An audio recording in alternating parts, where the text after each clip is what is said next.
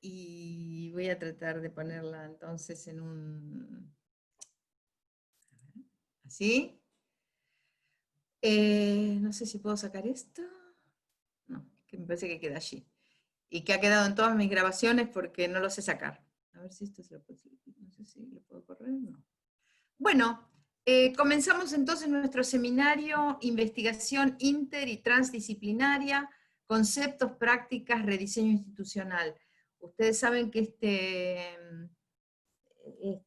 seminario estaba planeado siempre para ser compartido como profesora por mí, Cecilia Hidalgo, que soy profesora plenaria de la Universidad de Buenos Aires, y por Bianca Vieni Batista, que ustedes la conocen muy bien, siempre estuvo en UDELAR, fue protagonista de todo el desarrollo del espacio interdisciplinario de la Universidad de la República. Estamos hace varios años colaborando alrededor de estos temas, pero bueno, la participación de ella siempre iba a estar así mediada por tecnologías de la información. Lo que no sabíamos es que las dos íbamos a estar en la misma condición, así que van a disfrutar, como no era la idea al principio, porque yo iba a trasladarme a Montevideo, estar con ustedes y asumir la mayor parte de las exposiciones y de las prácticas. Ahora van a disfrutar de un curso más equilibrado en el que estamos las dos en paridad. Creo que se les ha dado ya, diríamos, información respecto de cuál es nuestro cronograma de trabajo. Me parece que está bastante claro allí cómo nos vamos a manejar. En sesiones sincrónicas, que así le dicen ahora, estos días jueves, hoy y el jueves próximo, y tenemos una reunión programada para septiembre recién, en los que vamos a discutir unos trabajos que ustedes nos van a ver entregado. Vamos a ir de a poco para que se enteren cómo son los trabajos. Vamos a tratar de reproducir de una manera digital y así a distancia una experiencia que fue muy rica en otras versiones de este tipo de seminarios que he dado en UDELAR, que es que la aprobación final se hace en una especie de coloquio, con algo que es un poquitito más participativo de ustedes, pero bueno, ya vamos a hablar bien de las condiciones de esa presentación final, que está prevista recién para septiembre, como para que ustedes tengan tiempo de llegar a hacer lo que les pedimos. Entonces, hoy nos encontramos así, con una conexión en directo, pero mañana tienen varias horas de trabajo a demanda. Y aquí está bastante, me parece a mí, no sé si ustedes necesitan aclaración, me lo preguntan, claro en el cronograma que ustedes mañana van a tener una clase grabada en video, que es esta que me han dicho que quedó un poco pesada para lo que recibe la plataforma y que entonces se la mandaron por YouTube. Y luego van a tener también, digamos que con eso terminaríamos el módulo 1 conmigo, luego van a tener ya el módulo 2 a cargo de Bianca, con una clase grabada, otra más, quizá ella tuvo la prudencia de cortarlas y de poderlas subir más fácilmente a Eva, y van a siempre a tener una consigna de trabajo para que, digamos, se consoliden un poco los contenidos del módulo, que no tienen que entregar ahora. Los de los dos primeros módulos está previsto para el 21 de agosto recién la presentación de pequeños ejercicios, podríamos decir, de consolidación de contenidos de bibliografía y alguna otra cuestión más práctica que también los haga, que no se enfríen, diríamos, con lo que vamos dando. El mismo esquema de una clase sincrónica la vamos a tener el 13 de agosto, siempre conmigo. El problema para que ustedes no la tengan sincrónicamente a Bianca es la gran diferencia horaria. ya no pudimos convenir con ustedes un horario más temprano, diríamos, y ella tiene 5 horas de diferencia, lo que hace muy, muy tardía la conexión, y también me dijo que tenía problemas de hacer ruido por los vecinos, etcétera. Era un horario que realmente no pudimos compatibilizar una sincronía con Bianca. Vamos a tratar, sí, de que esté en nuestra reunión cuando discutimos los trabajos finales, porque ya íbamos a estar todos más conociéndonos mucho, y quizá una vez sola que se acueste más tarde, o que los vecinos le aguanten el ruido, basta. Pero bueno, me parece a mí, en todo caso ustedes consulten, que el cronograma está bastante claro. Ustedes van a encontrar en la plataforma EVA un conjunto de módulos que corresponden exactamente al programa que hemos compartido ya con ustedes, y en esos módulos hay distintas carpetitas, donde en un lugar tienen los videos, probablemente el video mío del módulo que es para la primera parte de mañana esté en otro lado, pero dice que les pusieron el link, y luego tienen el módulo 2, también con la misma estructura, donde ustedes van a encontrar las diapositivas que estamos presentando, los videos que hayamos preparado, la bibliografía, sobre todo la obligatoria que hemos previsto, alguna bibliografía complementaria, por ejemplo en este módulo falta porque yo no tenía todo digitalizado, pero bueno, con la obligatoria les basta y sobra por el momento, ya vamos a ir completando la complementaria, y así sucesivamente en los 4 módulos que hemos previsto. Cecilia, ¿sabés qué? No sé si al resto le pasa, capaz que a vos, Ana, también, que veo que el video dice que no está disponible porque se ha retirado, porque es demasiado largo. Bueno, eso es lo que nos decía recién Gabriela, que lo pusieron en un canal de YouTube y que les mandaron aparte su... Ahí pero donde dice video, te lleva directamente a YouTube, y en YouTube lo que vendría a ser la captura de comienzo del video es donde aparece ese cartel que es demasiado largo, por eso no está disponible. Pero bueno, no busque más si es que está en otro link más abajo. No, yo estaba buscando a ver si estaba en otro link, pero no lo veo. No. Gabriela. Gabriela dejó el WhatsApp ahí para comunicarnos, para ver. Bueno, tenemos que preguntar. a ver, por favor, ¿por qué no le preguntan ustedes? Y me dicen bien el WhatsApp de ella, porque, o sea, ¿cuál es el comienzo? 598. Ah, 598 y después marco el 0. No, 598 y después 95. 95. Eso lo tengo, sí, eso sí lo tengo. Entonces, bueno, cualquier cosa yo les mando. Y lo que sí yo tengo es no sé si los puedo mandar por Drive a los... Bueno, vamos a ver si ella se puede arreglar, y si no, no sé, quizá lo podría dejar corriendo en esta reunión, y es menos de 1 hora, pero no sé por qué se hizo tan pesado, y también hice un podcast tan moderna que estoy. En las carpetas de los módulos ustedes tienen 6 subcarpetas. La que está vacía muchas veces Drive no la levanta, entonces creo que bibliografía complementaria no sé si estará, pero bueno, está vacía porque no pusimos todavía los escaneos de los textos complementarios, pero en el caso de mi módulo. Pero después también, fíjense si pueden, en el que es el 6, que dice otros materiales, si ahí aparece un audio, un podcast, que yo preparé porque, como para ampliar... ¿Del módulo 1? Del módulo 1, yo estoy ahora... Podcast, sí.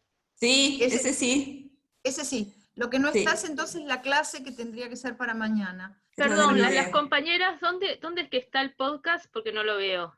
Dice una subcarpeta 6 en módulo 1. No sé si está suelto quizás o algo. Módulo 1, después yo pongo módulo 1 y me sale la bibliografía, ¿puede ser? No. No. Abajo del Tiene módulo varias 1, viste que dice video, después Sí. Audio. una segunda que dice Ah, módulo, audio, podcast. Escuela de Ay, quizá el Frankfurt. video está ahí. Ese. Ese Ah, es el bien. podcast. Y Está fíjense donde perfecto. dice videos y no dice nada. Ah, eso es lo que los remite a YouTube y en YouTube no Eso, se puede. Exacto. Es.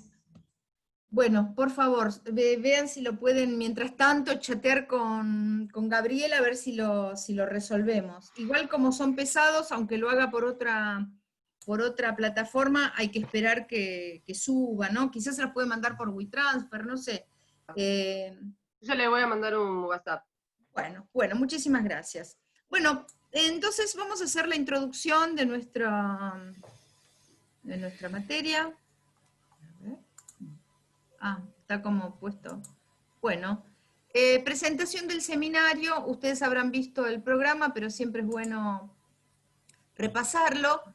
Queríamos hablar de la constitución de equipos interdisciplinarios y transdisciplinarios como una tendencia en expansión en este momento en la organización de la investigación científica y tecnológica, que, y ese es el punto que a ustedes les interesa en esta maestría, va en paralelo también con un rediseño de los planes de estudio en educación superior.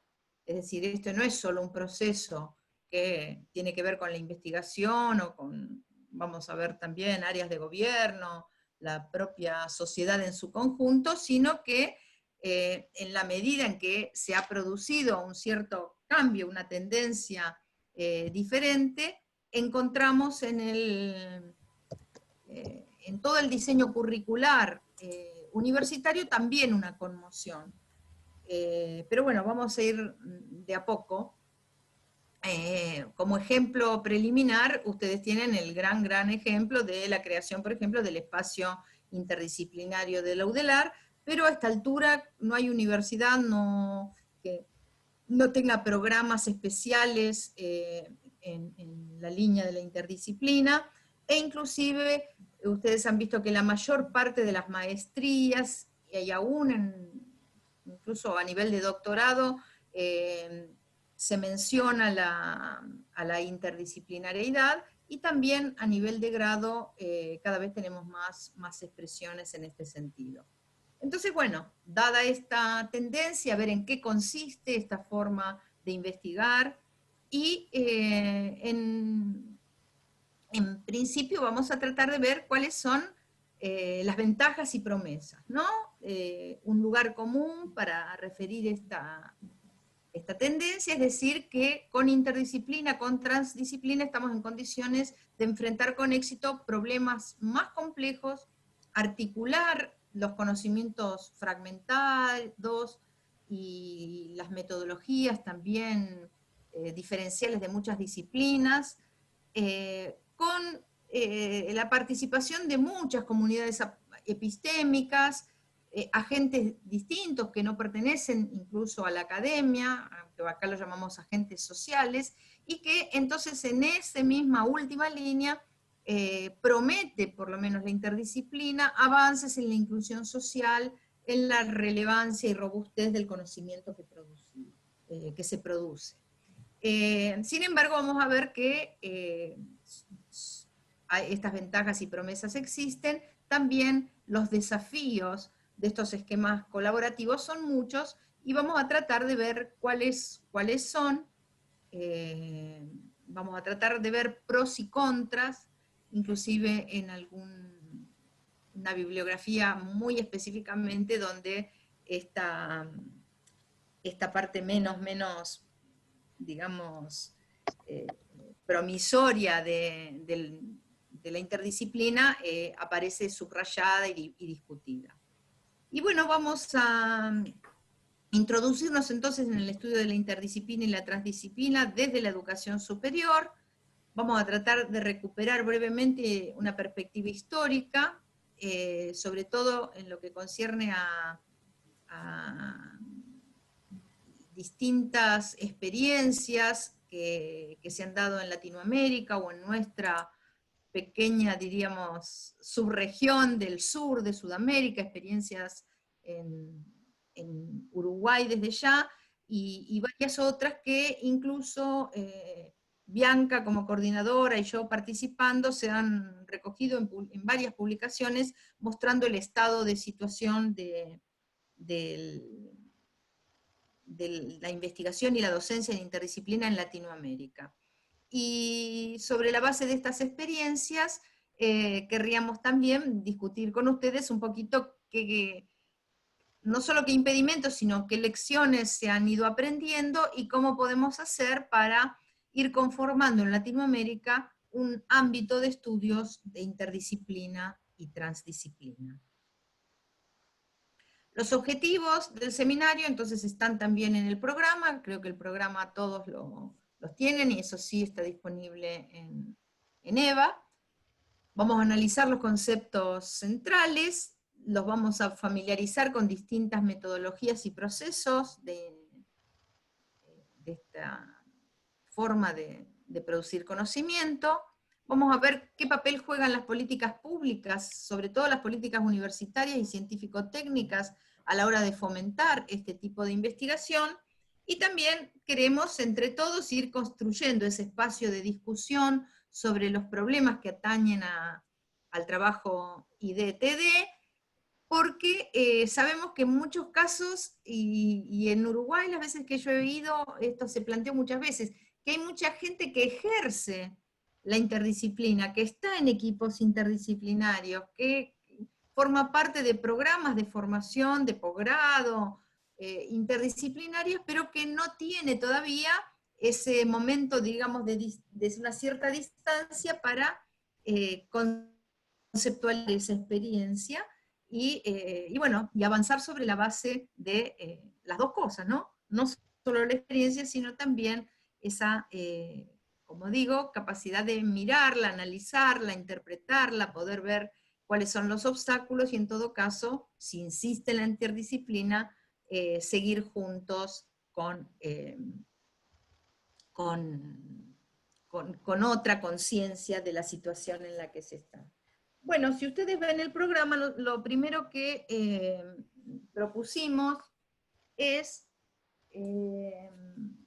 voy a ir al programa, estamos en el módulo 1. Perdona, Cecilia, ¿sabés que me contestó de apoyo técnico? Dice que algo pasó que quedó mal subido. O sea, lo está subiendo de nuevo, así que lo vamos a poder ver. Seguro.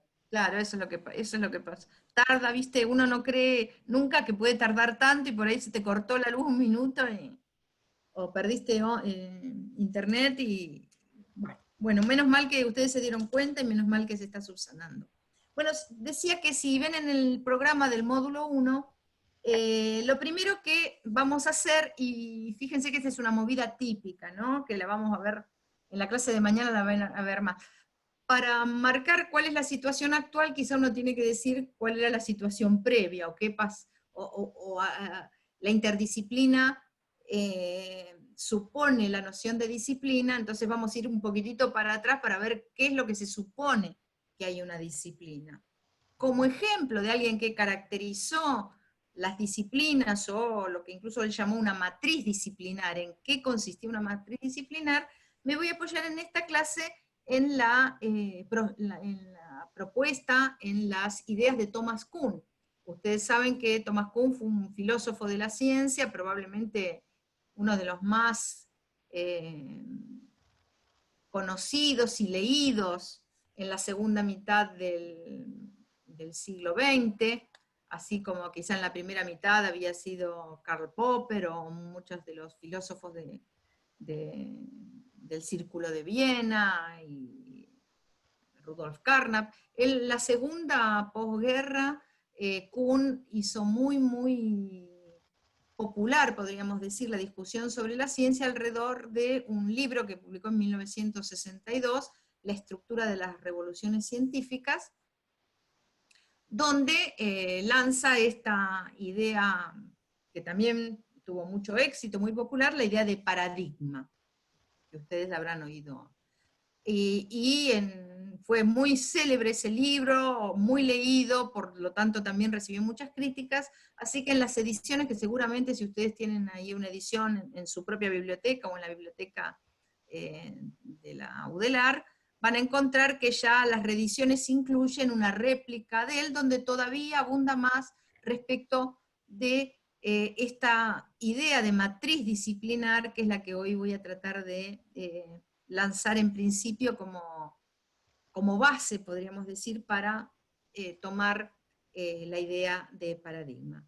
Por favor, si ustedes quieren intervenir, sencillamente desmutean su micrófono e intervienen, porque yo en este momento no estoy viendo qué es lo que pasa con el chat. Así que pueden poner cosas en el chat, pero tranquilamente, como en la dinámica más o menos normal, estando en persona, hablan y comentan. Bueno, para Kuhn siempre la ciencia tiene que ir avanzando, ¿no? Entonces hay una tensión esencial, decía él, entre la creatividad y la revolución científica, y a él le parecía que esa necesidad de innovar, de cambiar, no era plena, no se podía producir realmente una revolución científica o un cambio que fuese, aunque sea incrementando, un cambio incremental, podríamos decir, de agregar más conocimiento, si no se estaba en mucho dominio de una tradición. Es decir, si uno no, para Kuhn, si uno no hunde sus raíces en una tradición de problemas, sabe qué es lo que se ha dicho, sabe qué es lo que no se ha estudiado, sabe lo que falta, y se ubica allí, no va a poder innovar. Entonces, y en la mitad de eso está el problema de investigación, ¿no? Ustedes se lo habrán dicho muchas veces, ahora que hablan de los proyectos que tienen que hacer, que el proyecto de investigación tiene que, por un lado, tener todo el estado de avance del conocimiento que ya se tiene sobre ese tema, y que también tiene que contribuir con algo nuevo, ¿no? Entonces esto para Kuhn era una tensión esencial en el sentido anglosajón del término, es decir, una tensión ineliminable. Siempre vamos a tener algo de lo que venimos, y tenemos que ir aumentando el conocimiento, y a veces ese aumento no es gradual o incremental, sino que de pronto conmueve todas las bases de aquello que pensábamos. Entonces, esta idea de que tiene que haber un consenso que nos permita, precisamente porque no hay dispersión de la mirada,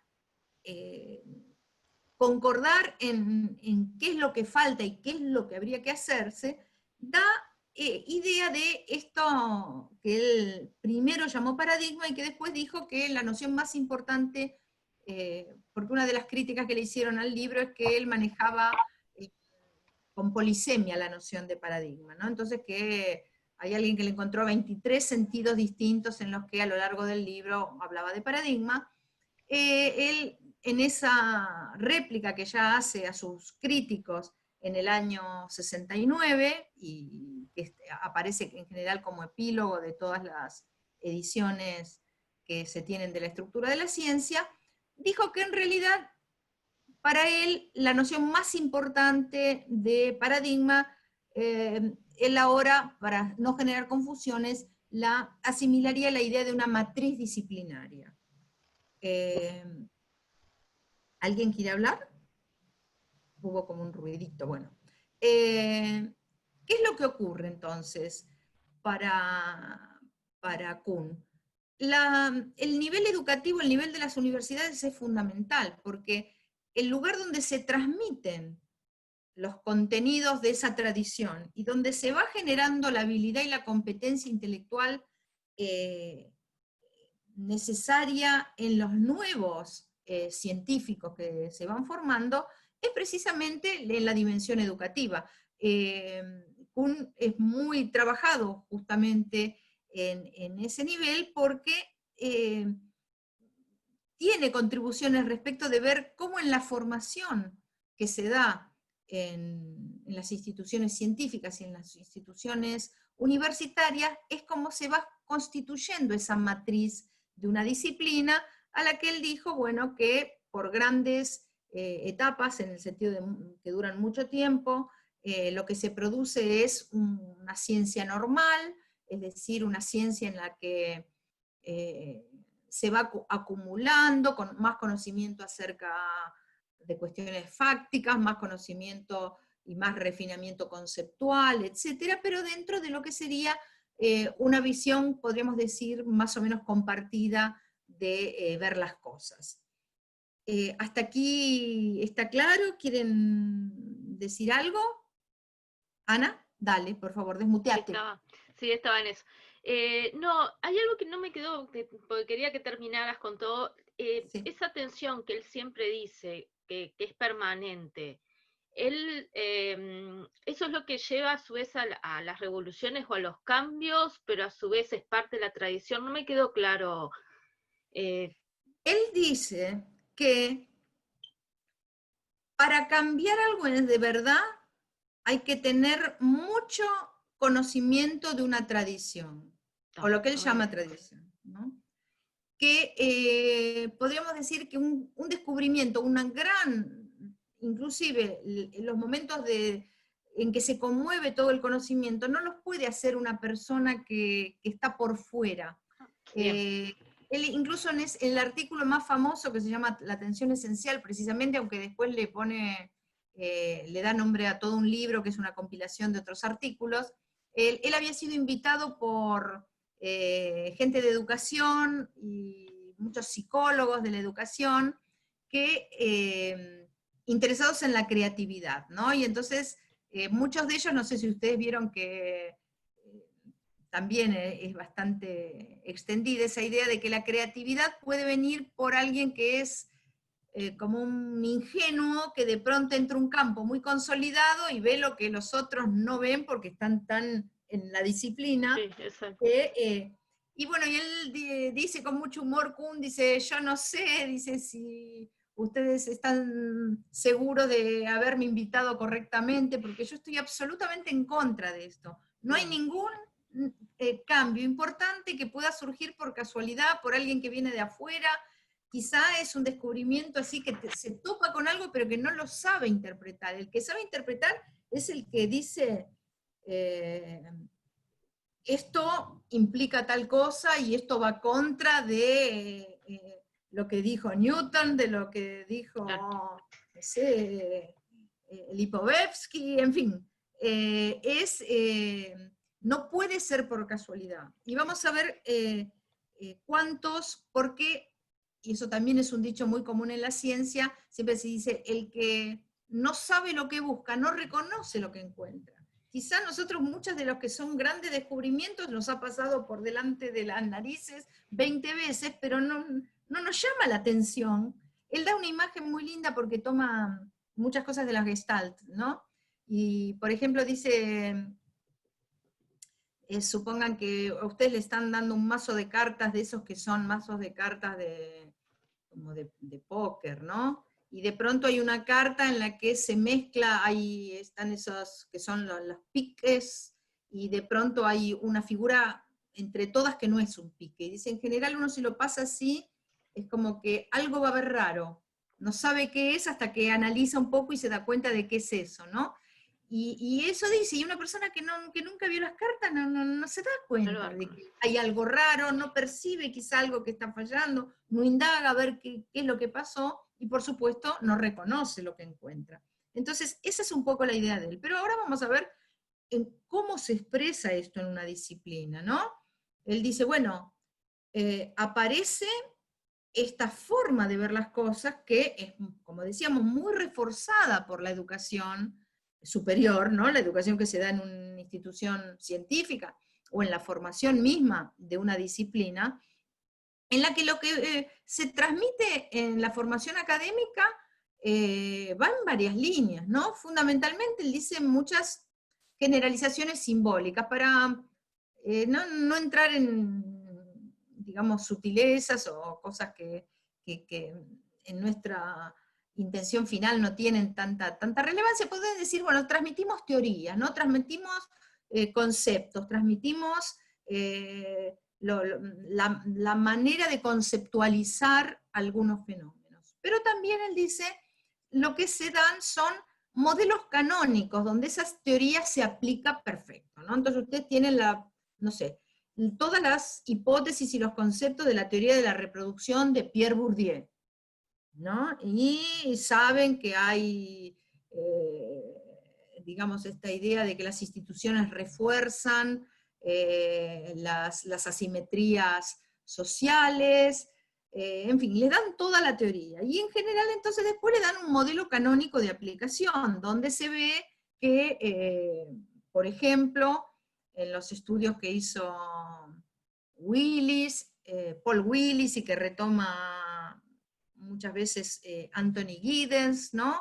De cómo inclusive en los medios más críticos del sistema social, de la forma en que se enseña a la gente que va a estar, no sé, en trabajos rutinarios, etcétera, muchos de estos jóvenes que han visto con mucha crítica, Paul Willis estudia, se llama Learning to Labor, es aprendiendo a trabajar, ¿no? Dice, la escuela enseña en cada sector a qué es lo que se va a necesitar para el trabajo. En las zonas más, digamos, obreras, que eran las que él estudió en el norte de Manchester, en el norte de Inglaterra, a los chicos se les enseña a estar, no sé, cuando todavía había minas, en instituciones mineras, o a estar en fábricas, al que es un poquitito más letrado al ser un administrativo de bajo rango en una escuela,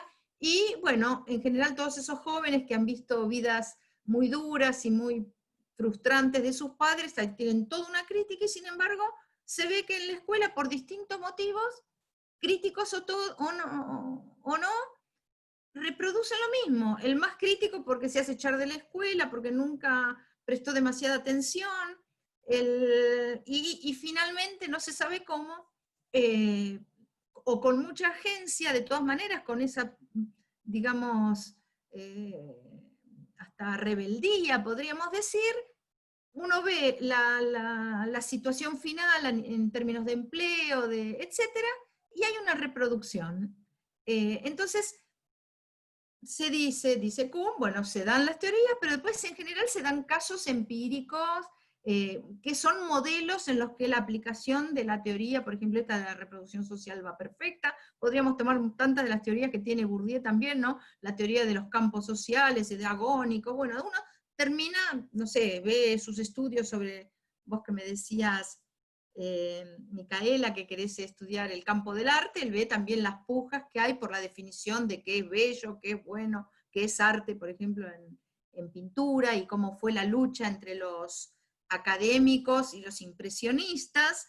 Y también entonces uno tiene, además de la teoría, un modelo canónico donde dice, acá toda esta teoría va perfectita en el análisis que Bourdieu hace de el campo artístico en el momento de la puja entre, por ejemplo, por lograr más capital simbólico, es uno de los conceptos que él usa, y desde ya también eso redunda en un capital económico, porque vendés mejor los cuadros, te llaman en las exposiciones, etc. Toda esa puja en un campo artístico, que conceptualmente Bourdieu da, digamos, elementos para trabajarlo, se ve perfecto en un modelo canónico. Entonces, dice Kuhn, volvamos a Kuhn, ¿qué da la universidad? ¿Qué da la formación, quizás justo con un maestro, con un director? Bueno, da esos dos elementos, pero sobre todo pone a los estudiantes a resolver creativamente problemas, nuevos problemas. Ahora ya no te dicen, volvé a contarme qué pasó con los muchachos en Manchester, o cuál fue la puja de, digamos, artística cuando los impresionistas logran de alguna manera hacerse los que tenían la definición de arte más reconocida entonces para su época.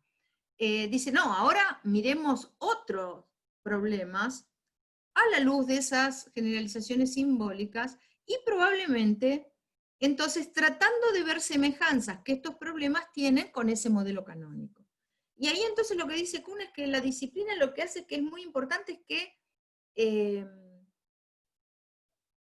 forma la mirada. Por eso muchas veces paradigma se dice es una cosmovisión. Bueno, es que hace ver al mundo de cierta manera.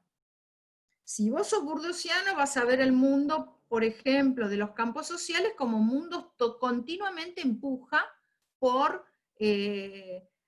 sostener, mantener o incrementar el poder simbólico o el poder económico. Y la cuestión es que ahora cuando estudias una puja, qué sé yo, en un barrio por sacar o no un edificio o hacer una remodelación de una plaza, vas a tener que tratar de ver en ese nuevo problema qué analogías con el modelo canónico tenés, y es eso lo que los estudiantes tienen que reconocer en el campo que era de él, el de la física. Ese es el momento en el que los manuales tenés que resolver los problemas. Tenés las ecuaciones, sabés cómo funcionó en el modelo canónico, pero no es fácil resolver los problemas. Y a veces, bueno, unos problemas ya en la esfera más educativa, para el estudiante son nuevos, pero hay otros que los resolvió. En el campo científico a veces no es tan así. El problema hay que resolverlo realmente en este sentido, ¿no? De mirarlo según esa mirada que ya se ha establecido como forma de ver. Y entonces se van a sorprender ustedes para ver cuántos consensos implica ese compartir ese paradigma. En primer lugar, la definición de qué problema y temática de estudio es digna de ser estudiada. No es poca cosa, ¿no? Decir, bueno, con un cierto acuerdo, decir, bueno, ¿cuál es un problema que podamos estudiar? ¿Qué tema es importante? Como ya dijimos, la adhesión a ciertas teorías, a ciertos conceptos que se van poniendo en cada momento, diríamos, como extendidamente en uso. Incluso, él dice, hay una cierta uniformidad respecto de la bibliografía, es como que la disciplina te lleva a ver ciertos autores. Desde ya, es como que se establecen ciertas jerarquías. Él dice, en una disciplina hay una distribución de poder. Uno dice, este es un capo, el otro no, ¿no? Una distribución del poder, del prestigio de sus integrantes, es muy importante en ciencia, como lo es en arte también, esa idea de que los propios pares o la propia disciplina, el que los propios dicen, este sí es un buen artista, este sí es un buen científico, este sí es un buen profesor, ¿verdad? Entonces, esa distribución de poder, del prestigio de los integrantes es importante, y es fácil, digamos, no es que sea fácil de medir, pero no es subjetiva, es objetiva.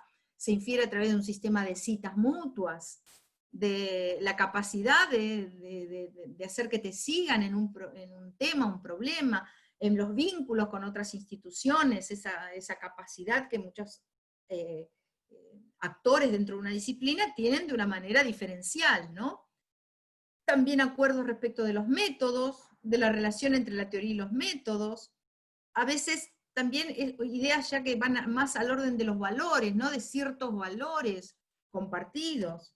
Por ejemplo, piensen ustedes, y también se han dado en relación a los temas que nosotros vamos a tratar después, como una ruptura de algunos de los principios que parecen inamovibles en la ciencia. El ejemplo que quería dar es de algunos escándalos que han surgido, por ejemplo, en algunos investigadores que publican primero sus resultados en los diarios sin tener todavía publicaciones en revistas de prestigio, con referato, etcétera, ¿no? Como diciendo, bueno, no, eso no va, o sea, no se puede, no es serio, no es científico, te expulsan, ¿no? Sí, respecto a algunos valores también que tienen que ver con, a veces, valores bien epistémicos, ¿no? Decir, bueno, esto se considera demasiado complejo, demasiado simple, muy reduccionista. Hay que ver en cada disciplina. Por ejemplo, yo que vengo de la antropología, siempre todo les parece demasiado reduccionista, y siempre quieren poner más, digamos, hay un valor en el manejo de la complejidad más que en la reducción de la complejidad, y es un valor muy fuerte en la disciplina. Pero bueno, cada disciplina los tiene, y por supuesto también esa cierta uniformidad en la esfera esta que decíamos más de forjar una mirada, una cosmovisión, esto de percibir ahora analogías y semejanzas en los fenómenos y problemas, que es muy típico de una disciplina, ¿no? Que de pronto entonces, cuando vamos a resolver un cierto, o enfrentar algún problema conceptual, que no todos tienen estrictamente una solución, quizá lo vemos de la misma manera, ¿no? Lo vemos en principio por lo menos de la misma manera. Así que piensen ustedes cuánta convergencia de cuestiones se supone que están detrás de una matriz disciplinar consolidada. Bueno, y acá decíamos que en la postdata de 1969 también sigue viendo los paradigmas como una constelación de acuerdos de un grupo, con ejemplos compartidos, donde se reiteran los mismos ejemplos, y donde hay mucho conocimiento tácito, muchas cosas que no se dicen de manera explícita, precisamente porque son ya del orden de lo que acabo de decir como cosmovisión, para no repetir paradigma, ¿no? Es tan tácito, es tan de la manera como percibimos al mundo, que bueno, aparece casi como como implícitamente aceptada, ¿no? Y esa es una percepción en que, como decíamos, está muy transmitida por la educación, no es algo espontáneo. Por supuesto está sujeto a cambio, como vamos a ver, porque hay momentos de cambio de matriz disciplinar. Pero bueno, uno diría, si es tan productiva, como diría Kuhn,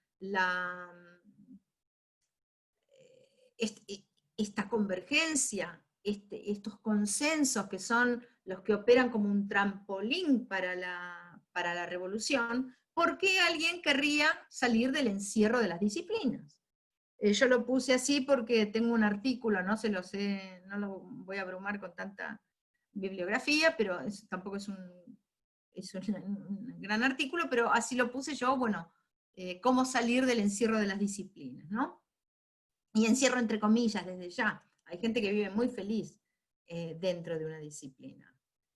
Bueno, antes de entrar con esto, ¿quieren hacer algún comentario sobre lo que recién acabo de presentar de Kuhn? ¿Qué les parece? Y veo que hay nuevas caras ahí. Patricia Urruzmendi. ¿Nos conocemos, Patricia? Sí. ¿No? Ah, bueno, después voy a ver quiénes más están, de los que voy a aprovechar para... Elisa Piani también. Sí, perdón, que llegué tarde. No, sos bienvenida. Estamos acá solamente, viste, tengo la costumbre de la maestrita Ciruela que tengo que ir anotando, porque no sé quién después qué va a pasar. Bueno. Nosotros tuvimos un curso de epistemología con... Sí. Claro, ¿cómo no? Y trabajamos un poco sobre Kuhn. Claro, seguro. Pero, y aquí no sé si llegaste a tiempo para ver la razón de ser de que yo lo haya incluido.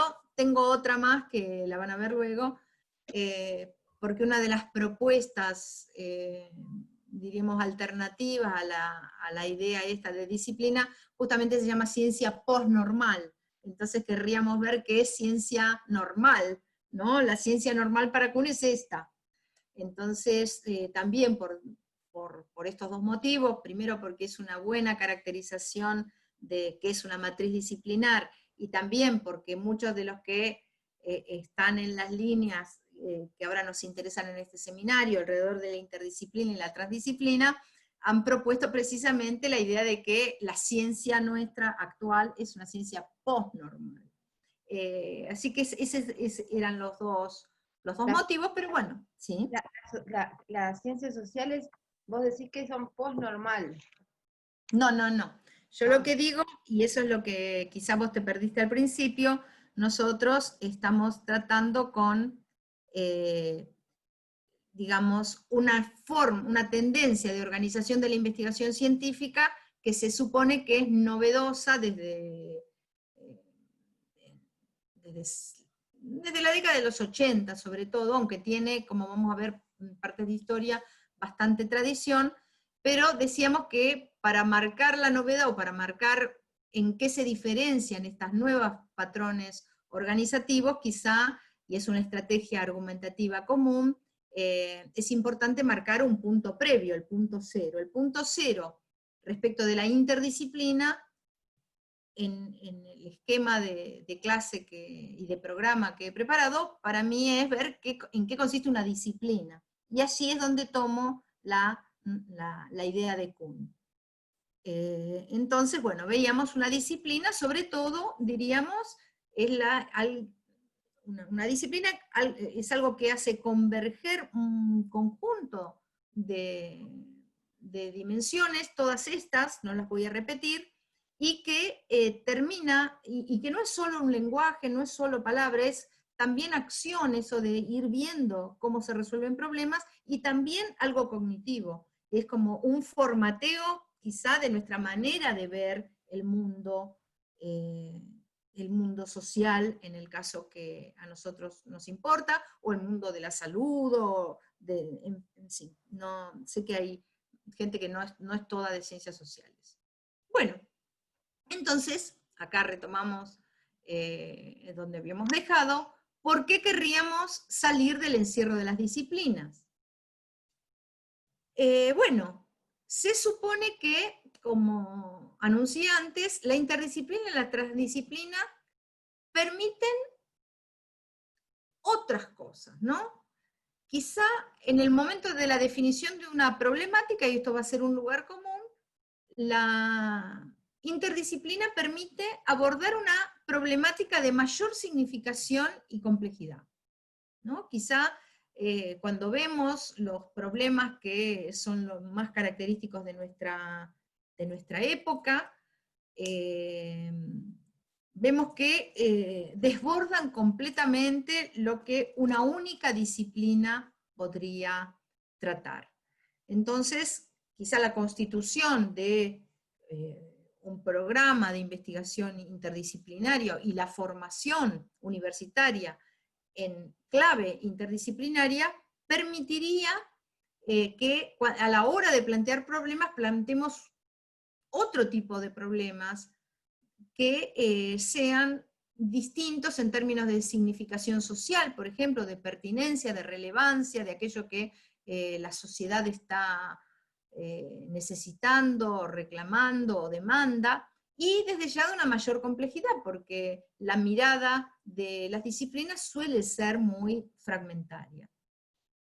También permite superar la dispersión de esfuerzos. Hay muchos esfuerzos intelectuales que quizá puestos juntos lograrían resultados que solos no se logran, o muchas veces, y a nivel institucional ustedes lo reconocerán también, se sabe que hay gente que está trabajando en cuestiones en las que podrían colaborar, y sin embargo se duplican esfuerzos, se repiten, se superponen, no colaboran, no se conocen. Entonces, si estuvieran si hubiesen salido de su encierro, tal vez esos esfuerzos no se hubieran dispersado o repetido.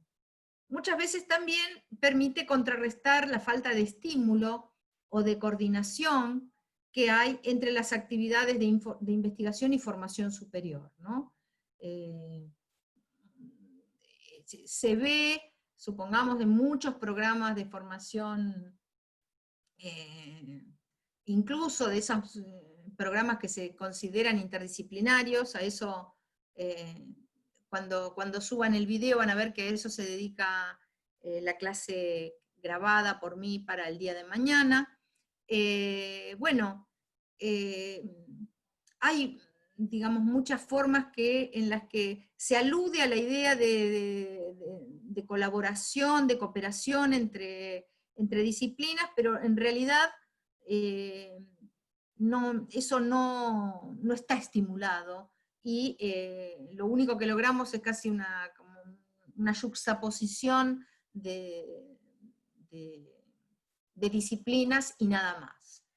Y también se supone que hay también razones más pragmáticas, podríamos decir, que tienen que ver con el financiamiento, con la capacidad de reunir entonces recursos, a veces son recursos de infraestructura, a veces son recursos de conocimiento que ahorran, que permiten que compartir financiamiento, abaratar muchas veces inversiones de las instituciones particulares. Los desafíos, decíamos también, son muchos, ¿no? Porque, por supuesto, en los equipos interdisciplinarios hay una gran heterogeneidad y diferenciación de los integrantes. Las formas de trabajo, en la manera de hablar de las formas de trabajo en interdisciplina, están un poquitito en contra de esas jerarquías tan claras que uno encuentra en las disciplinas, ¿no? Se supone que hay una horizontalidad, dicen muchos, mayor, que por el esquema mismo en el que se reúne gente que no está en esos paradigmas, bueno, ya no está tan claro cuál es la distribución de poder, o quizá, digamos, sin que desaparezca completamente esa dimensión, no quiero decir eso, hay que tener formas distintas de participar, de discutir, de tomar decisiones para grupos tan heterogéneos y diferenciados. Y bueno, se necesitan formas de interacción en los que haya alguna reciprocidad, monitoreo mutuo de las acciones, que se vaya generando confianza, que haya también, digamos, decisiones que se toman sobre ciertas discusiones que tienen un carácter, por lo menos, en el que se argumenta con razones, en fin, se va dando un montón de temas que después en la bibliografía va a aparecer como el tema de la gobernabilidad también de los equipos o de los programas en los que se asuma el desafío de la interdisciplina. Y por supuesto entonces los canales de comunicación también tienen que fluidificarse, hay que dar tiempo a una comprensión mutua, a poder traducir muchas veces qué es lo que está queriendo decir uno u otro de los participantes. Así que ese es todo un desafío, ¿no? El desafío de aprovechar esa heterogeneidad que es una riqueza, pero que también plantea desafíos, y de ver cómo gobernar desde el punto de vista de la producción del conocimiento esos conjuntos de formaciones, de talentos, de inserciones institucionales y sociales que hacen que se necesite restablecer algunos de los puntos que, por ejemplo, en las disciplinas ya están quizás dados por hecho, ¿no? Por ejemplo, hay que generar nuevas formas de confianza profesional, muchas veces no es una confianza solo personal, como rompí un poco el esquema de valor, yo no sé si este estadístico realmente está haciendo el trabajo como se debería, ¿no? Y bueno, y estas formas de tener que discutir más, reunirse más, tratar de entender mejor lo que el otro dice, es efectivamente un desafío para la comunicación y un desafío a secas. Bueno, hasta aquí quisiera algún comentario, y también voy a ver gente nueva que se ha ido reuniendo al grupo. A ver cuántos más. Tengo acá, no sé cómo hacer para ver. Bueno, después dejar de compartir la pantalla para ver todos los que estamos. ¿Alguien puede ver? Hay unos iconos arriba de las imágenes de nosotros. Ah, sí, para ver los participantes. Somos 8. 8 incluida Gabriela y yo. Entonces, a ver si estoy bien. Sí, no se sumó nadie más todavía. 4, 5, 6, no, yo tengo 7. 7, alguien se habrá ido. Sí, el muchacho había avisado que tenía problemas de gestión, Gustavo, de conexión, que esperaba resolverlo para mañana. Bueno, perfecto, muy bien. De todas maneras, díganle que tiene todo el material y que va a tener grabada esta clase, supongo que la podrán ver cuando quieran a demanda, inclusive los que hoy no están. Bueno, entonces, pasamos. ¿Querían hacer algún comentario? Yo quería hacer... Bueno. A ver, dale. Sheila, a ver, dale. Sheila, perdóname, yo te digo Sheila, Sheila, no está bien, no hay porque problema. yo le digo a Sheila Hassanov y le digo a Sheila, entonces vas a Sheila ahora, perdón. Tranquilo. Lo difícil que es practicar esto y realizar esto. Yo estoy en el ámbito de la salud y por lo menos deberíamos tener trabajo en equipo o interdisciplinario dentro siquiera de la salud, ¿no? Con el equipo médico, fisioterapeuta y demás. Ni siquiera digo de extendernos a otras disciplinas más alejadas del área de la salud, pero generar instancias de esa índole son logros para aplaudir, porque es realmente muy complejo que a veces muere en el intento porque cuesta tanto generarlos, o por lo menos mi visión bastante limitada del tema.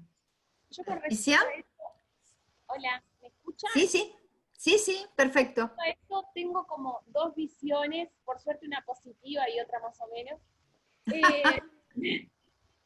Claro, yo justo trabajo con un equipo que somos varias disciplinas a la vez. Yo soy profesora de física, trabajo con un equipo que hay profesora de química, profesora de matemática y de biología. Si bien somos ciencias, cada uno tiene su molde, ¿no? Y su esencia, pero me parece que también interviene... Su paradigma, ¿no? Su matriz disciplinar, como decíamos. Espérate que me voy a prender la luz, que estoy muy a oscuras. Un segundo. Sí.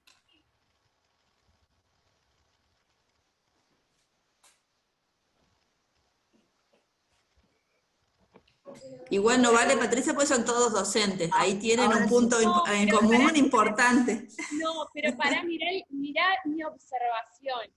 En este grupo en el cual yo trabajo, si bien, por ejemplo, yo aplico matemáticas sin ver mucho lo que hay detrás de matemática. En la física lo aplicamos, manejo más lo conceptual físico, pero no tanto de dónde viene esa matemática que se aplica, bueno.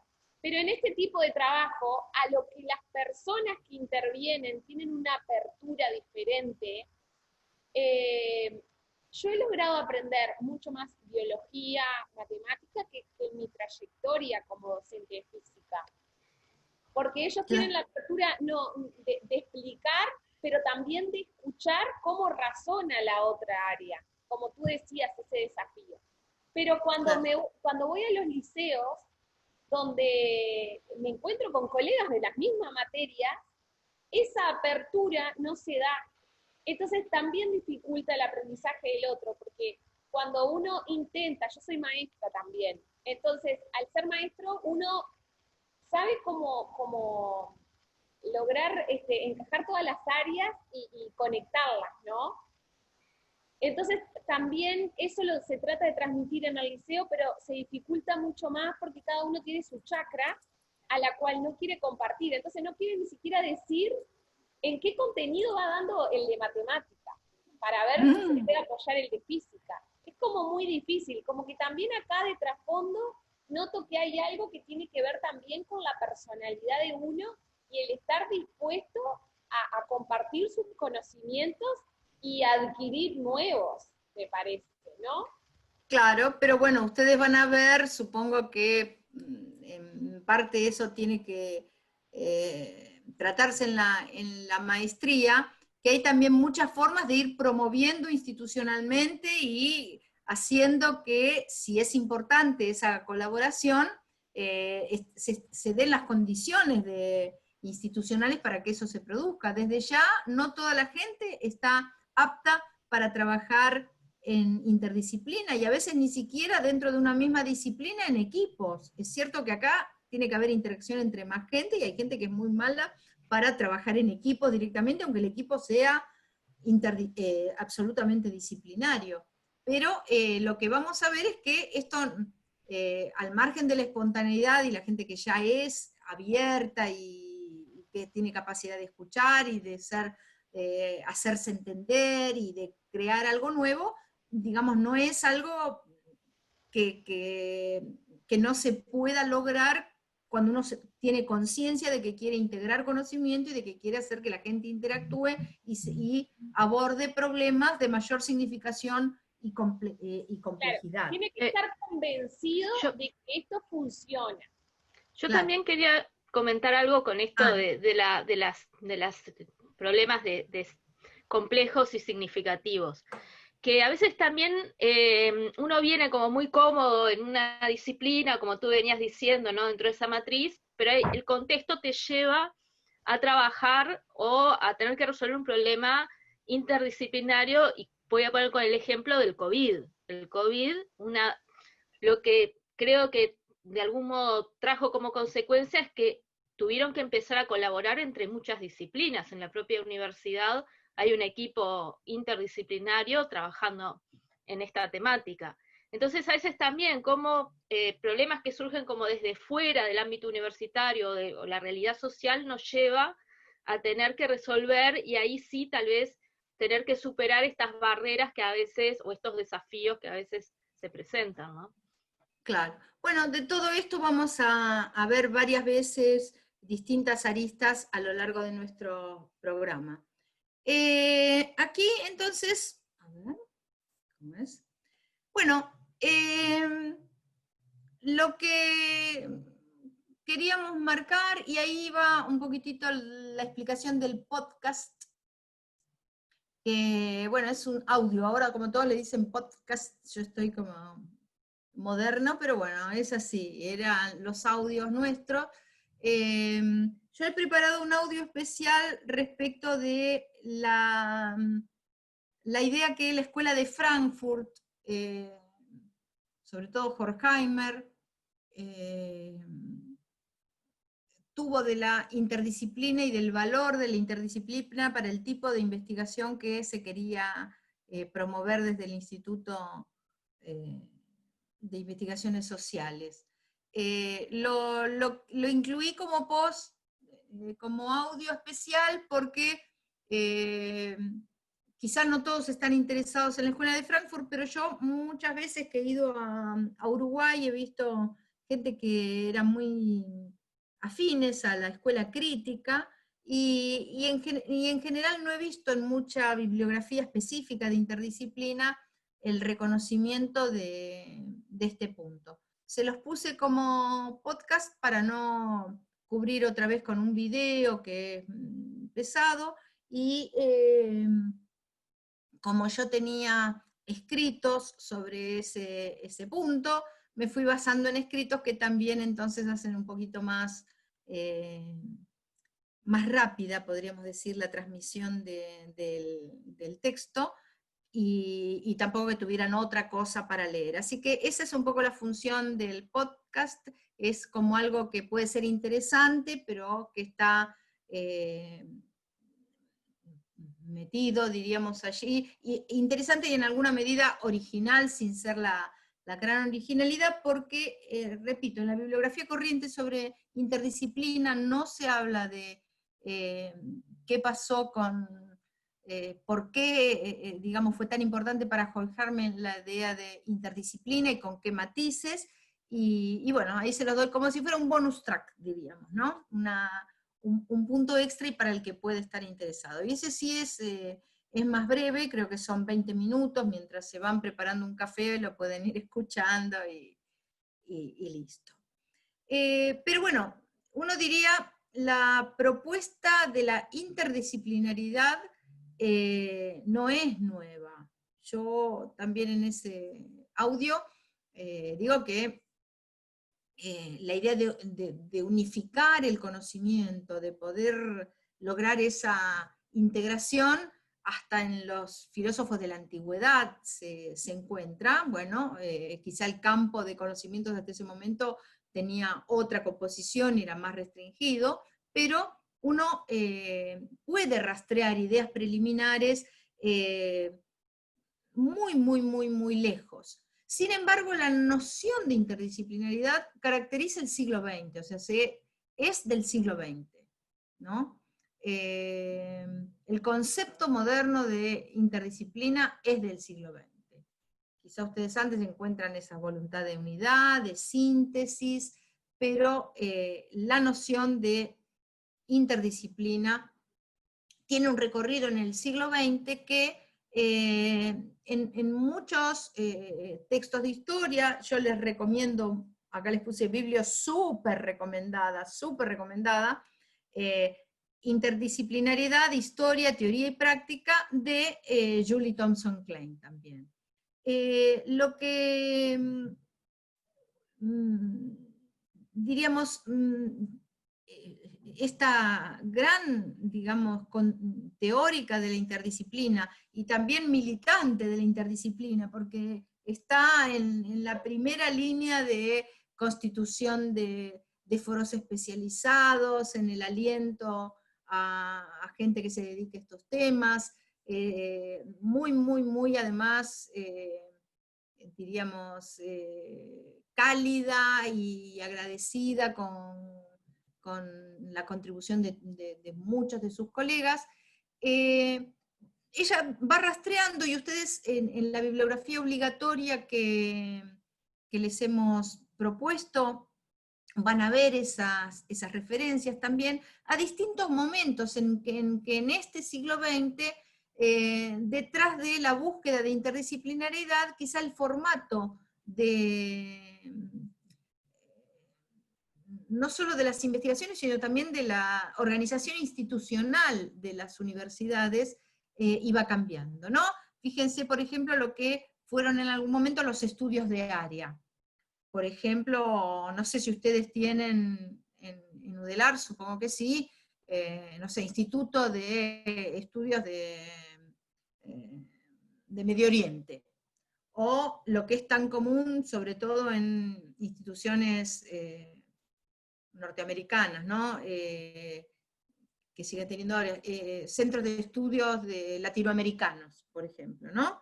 Donde quizá la integración viene porque se estudia un área, y para estudiar un área, quizá ustedes tienen gente que es de literatura, de historia, de geografía, bueno, esa ha sido muy común, ¿no? Expertos en Medio Oriente, expertos en Asia Central, expertos en Latinoamérica, ¿no? Ese ha sido un formato muy común que, como les digo, tiene su correlato institucional. Hoy no es tan común ese formato. Lo que pasa es que nuestras instituciones y nuestros programas de formación de posgrado a veces van, digamos, no van eliminando formas antiguas, o a veces en pequeña escala se siguen produciendo, qué sé yo, podría haber perfectamente un posgrado en literatura hispanoamericana, por ejemplo, ¿no? Que tuviera quizá el formato de una especie de mezcla de un área disciplinaria, pero ahora, perdón, de una disciplina con un área en la que, bueno, uní toda la literatura hispanoamericana. Eso, les repito, es muy típico. Una consulta, Cecilia. Sí. Me perdí un poco lo último porque me llamaron, pero esto que estabas diciendo es del concepto de interdisciplina en cuanto a la investigación, ¿no? En la investigación, y le digo el correlato que tiene en las instituciones de educación. Pero, por ejemplo, esta maestría en enseñanza universitaria no sería como algo así también, porque estamos de muchas disciplinas, bueno, ¿no? Eso también tiene que ver con temas. Ustedes van a ver que también en el momento en que se definen ciertos temas, por ejemplo, también la interdisciplina surge porque el tema no tiene por qué ser abordado desde una sola perspectiva. O incluso algunos Ustedes lo van a ver eso también. En el texto de Julie, que no es de historia, pero ella va recogiendo distintos momentos de la idea de interdisciplina en el siglo XX, y van a ver que sí, como vos decís, el centrarse en un tema también en alguna medida llama a la integración, porque el tema en principio no tiene por qué haber sido abordado por una única disciplina. Es un recorte distinto, ¿no? El de las disciplinas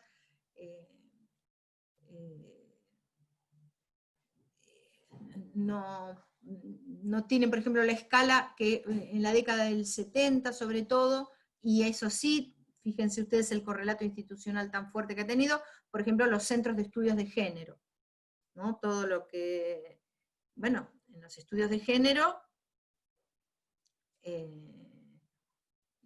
obviamente, en su momento quizá el cuerpo principal de teóricas venía del área de literatura y de ciencias sociales, pero bueno, ahora se ha ampliado mucho ese campo, ¿no? Ya les dije, la Escuela de Frankfurt para mí da una visión especial de la idea de interdisciplina. Estamos sobre todo en el momento de las entreguerras, entre la Primera y la Segunda Guerra Mundial, y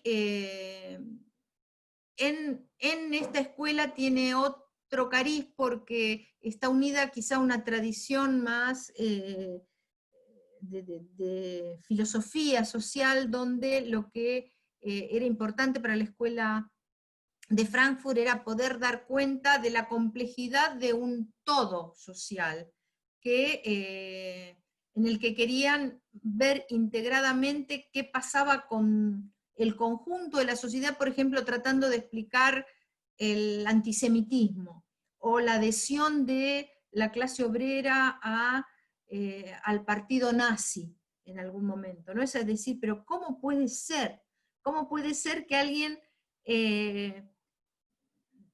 esté adhiriendo con las desventajas sociales que han tenido, etcétera, y que su configuración psicológica esté tan comprometida con el antisemitismo, lo que se llamaba la cuestión judía en ese momento? Entonces, lo que querían era entender todo, pero entonces yendo desde la economía hasta quizá esa mente del obrero alemán de entreguerras, que en algún momento fue también un sustento que permitió el avance del nazismo. Entonces, esa idea, esa voluntad de una explicación de una totalidad social, es la que hace a Horkheimer decir que la única manera de hacer una investigaciones importantes, tiene que tener la forma interdisciplinaria. Y es así como funda el Instituto de Investigaciones Sociales. Entonces, les repito, a mí me parecía como un aporte mínimo en mis lecturas variadas, diríamos, de ver que también la Escuela de Frankfurt, sobre todo Horkheimer, porque parece que Adorno, Marcuse no estaban tan convencidos, sobre todo porque también a nivel de paradigmas, diríamos, esta visión de la interdisciplina diluía un poco el papel central que para muchos de ellos tenía la economía, ¿no? La economía como una explicación de todo lo demás, inclusive, no sé, en términos clásicos decir de la generación de una falsa conciencia. Pero bueno, les repito, escuchen el podcast y en todo caso después lo comentamos. Y después, por supuesto, como un hito, los grandes proyectos comparativos de la segunda posguerra. Ahora, ¿no? Terminada la Segunda Guerra Mundial, hay mucho recurso económico puesto a realizar investigaciones de porte muy grande, tanto en ciencias, digamos, consagradas, ¿no? Piensen ustedes, van a ver que Julie Thompson Klein muchas veces menciona el proyecto Manhattan, por ejemplo, donde se trataba de producir, y se produjo la bomba atómica que terminara con la Segunda Guerra Mundial, pero vemos también en lo social que se dan grandes proyectos de investigación comparativa, donde equipos muy importantes se trasladan, por ejemplo, al sudeste asiático para ver qué es lo que está pasando allí ustedes piensen que después de la Segunda Guerra Mundial se formaron como estados nacionales más de 30 estados nacionales, y de un gran porte, ¿no? Piensen ustedes lo que fue la liberación colonial de la India respecto de la corona británica, o de Indonesia respecto de los holandeses, o las distintas, digamos, luchas por la descolonización, que son todas de segunda mitad del siglo, posteriores a la Segunda Guerra Mundial, comienzan ya a fines de los 40, y que dan lugar a la formación de 30 naciones, como hoy las conocemos, que eran colonias de Francia, colonias de Holanda, colonias de Inglaterra, del Reino Unido, ¿no? Distintas, de Portugal, saben ustedes lo que fue la guerra de Argelia contra los franceses, en fin, todos estos son procesos de ese momento. Entonces también la investigación social del momento, es decir, vamos a ver qué es lo que está pasando allí. Y acá no necesitamos solo un economista, un sociólogo, un psicólogo, formaban equipos interdisciplinarios muy grandes. En el texto de Julie Thompson Clay se nombra a Clifford Geertz también. Y bueno, Clifford Geertz fue uno de los que integró uno de los proyectos más importantes, podríamos decir, en el sudeste asiático, viendo qué pasaba, por ejemplo, en Indonesia, con el proceso de constitución de un Estado-nación, y ahí, bueno, se necesitaban todos, pero iban realmente equipos muy, muy, muy variados, y también empezaron a desarrollar técnicas especiales de colaboración para poder, digamos, efectivamente sacar resultados nuevos, novedosos de esos enfoques. Desde ya es un hito, y ustedes tienen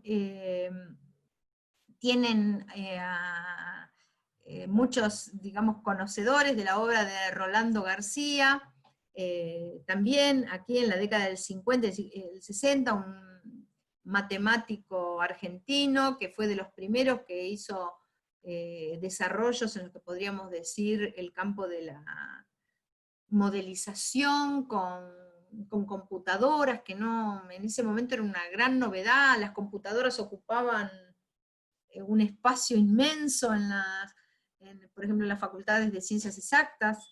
No sé si ustedes han visto una película norteamericana bastante popular, pero que estaba muy bien hecha, que se llamaba Hidden Figures, o Números Ocultos, no sé cómo la pusieron en castellano, que eran de unas mujeres que trabajaban en la NASA en el proyecto espacial. Y fíjense, claro, cuando llega la primera computadora, que era una IBM, que tienen que romper las paredes porque no entraba en ningún lado, ¿no?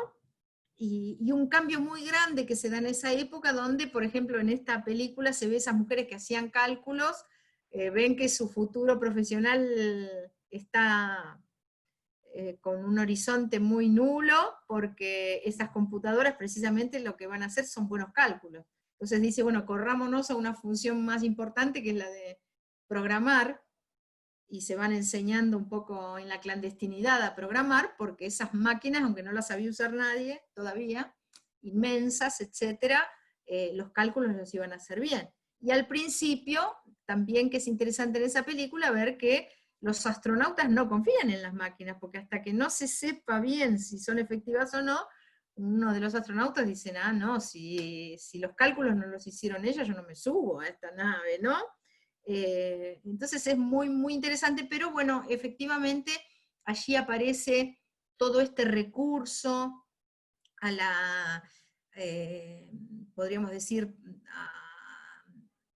a la modelización en computadoras, al manejo de muchos datos, muchos más de lo que una mente, por inteligente que sea, puede manejar artesanalmente, y la idea de Rolando García y de tantos, de los que estuvieron en su época, que efectivamente había que producir una explicación más compleja.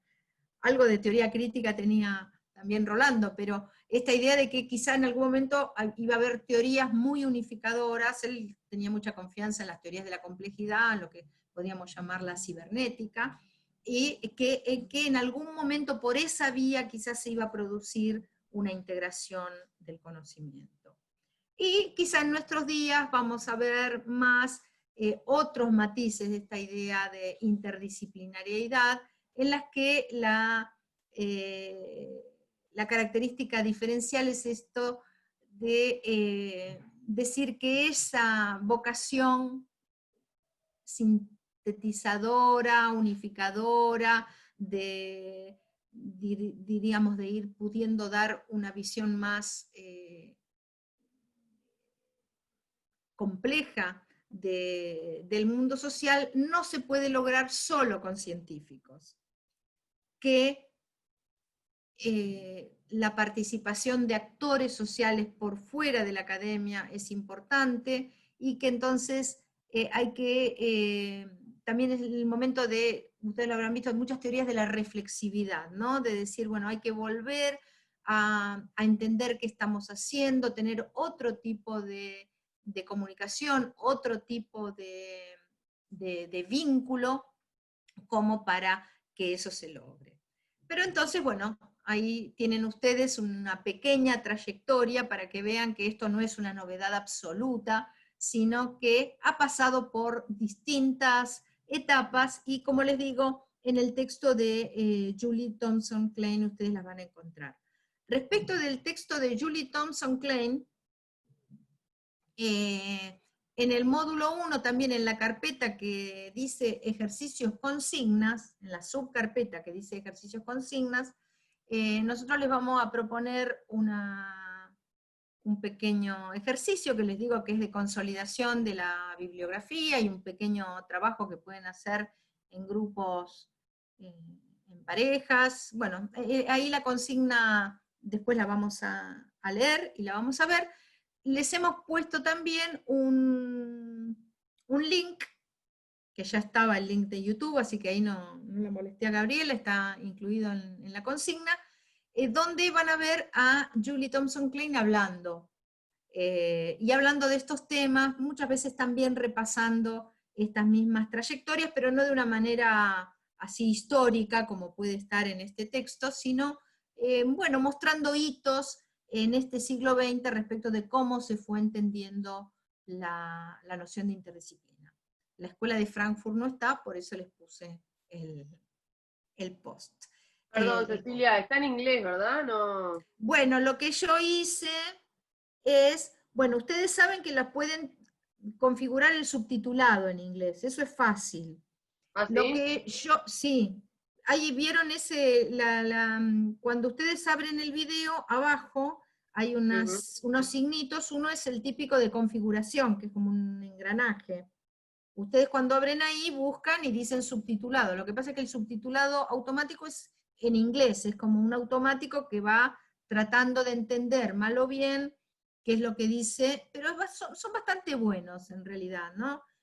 Porque el inglés lo entienden y el inglés de Julie Thompson Klein es bueno. Entonces, yo lo que hice es una transcripción, que la tienen ahí en la misma consigna, abajo, sin mucha edición.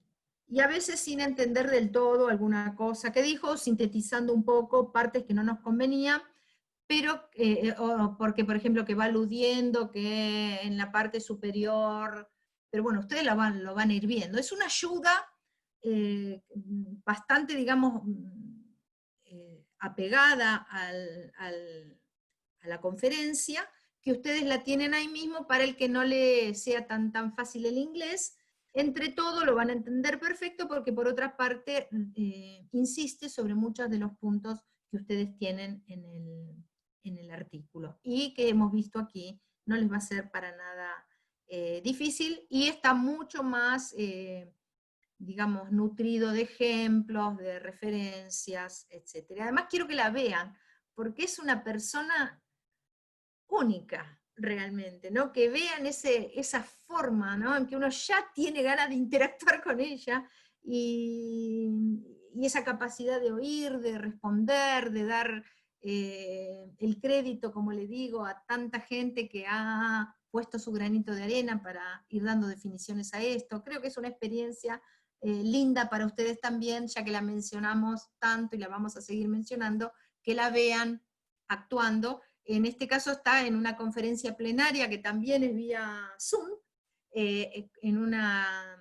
un primer encuentro sobre interdisciplina que se hizo en Canberra, pero que también usaba ahí las TICs, de manera que se dio en simultáneo en varios lugares, también como co-conferencia. Entre ellos, la sede fue Montevideo, porque siempre ahí está un poquito la mano de Bianca, ¿no? Bianca es otra que está moviendo muchos hilos, siempre en beneficio de, no solo del Río de la Plata, diríamos, de toda Latinoamérica en este momento. Así que bueno, hasta aquí, ¿vamos bien? ¿Quieren hacer alguna pregunta, algún comentario más? Entonces seguimos. Bueno, y aquí uno diría, bueno, ¿qué hay que hacer, no? Cuando uno está en este lugar. Bueno, uno tiene que empezar a tratar de ver el problema desde distintos puntos de vista. Uno diría, bueno, como mínimo 3 posiciones. Hay que ver, desde ya uno no se puede descentrar, uno tiene un lugar, ¿no? Decir, bueno, ¿cómo veo el problema desde mi propia perspectiva? Que es quizá la que traigo desde mi disciplina, desde la formación en enfermería, o desde la experiencia que uno trae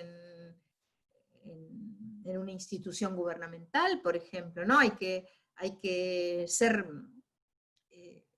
también honrar un poco ese legado, diríamos, o esa formación que uno eligió.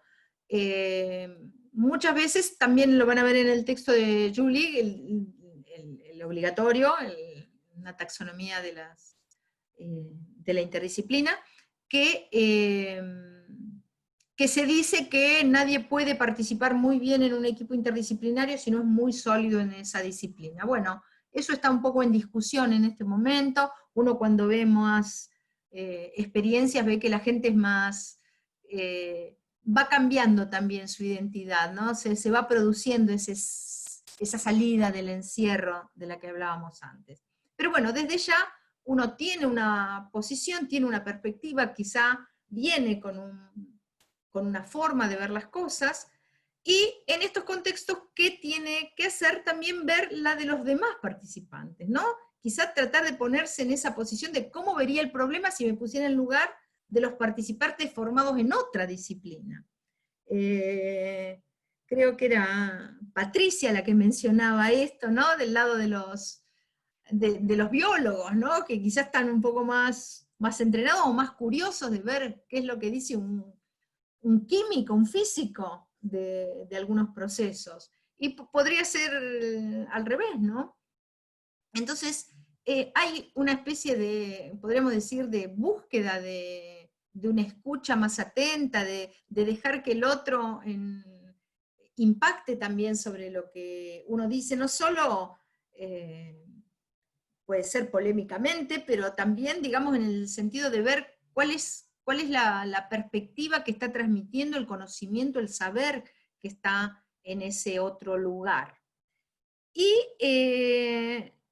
muchas veces la interdisciplina y la transdisciplina dice, bueno, hay que hacer un pasito más, que es decir, cómo se vería el problema si todos colaboráramos y lográramos de alguna manera trascender nuestras perspectivas parciales, ¿no? Como que genera otro lugar, hay que generar otro lugar en conjunto, porque no es un lugar ya armado, sino que es un proceso en el que se va definiendo ese otro espacio, en el que, bueno, ahora tenemos que trascender nuestras perspectivas, porque como van a ver ustedes en la clase grabada, no es solo cuestión de tender puentes entre disciplinas, eso sería como, bueno, como muy básico, ¿no? Y en alguna medida es como reconocer que ya están separados. Si hay que tender un puente, quiere decir que son dos lugares que están separados. Esa metáfora que es tan común, la de tender un puente, en realidad está como delatando una visión un poco rudimentaria, podríamos decir, de colaboración. En general, la idea de la interdisciplina implica, aunque sea como proyecto, esa búsqueda de trascender la perspectiva parcial para poder dar algo nuevo, para poder producir ese cambio que todos están anhelando, en el sentido de que van a poder honrar entonces los problemas que tratan, no tratarlos de manera reductiva o reduccionista, y de dar efectivamente lugar a ese conocimiento mutuo, esa sinergia, dicen muchas veces, entre los distintos participantes. Y bueno, y acá probablemente cuando vean el módulo 2 esto lo van a ver mejor, ¿no? Esta idea de integración y de interacción que son tan básicas a la idea de interdisciplina,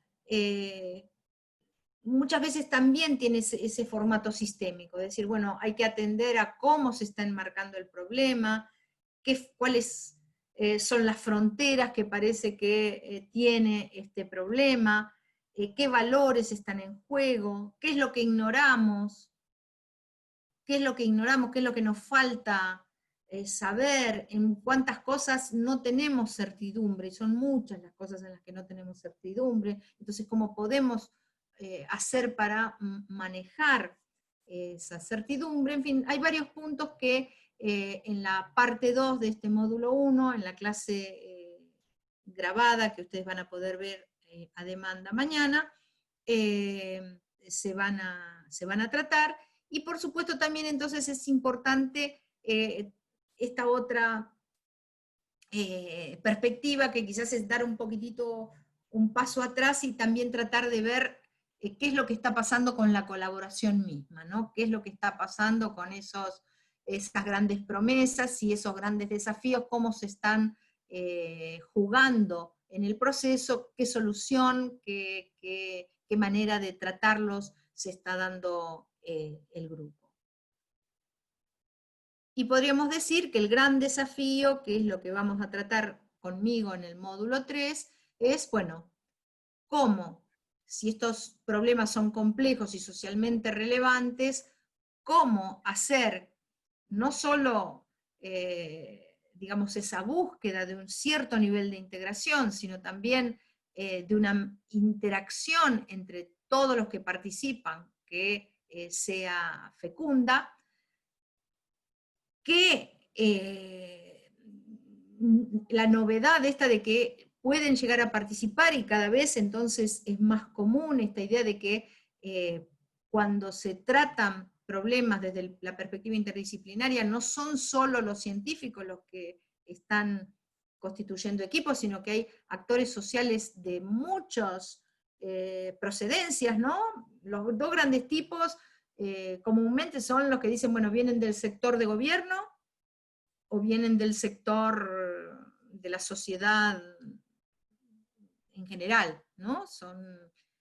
Ustedes, no sé, si repasan muchos de los proyectos interdisciplinarios que tiene UDELAR, tienen, no sé, con pescadores, con empleados que están en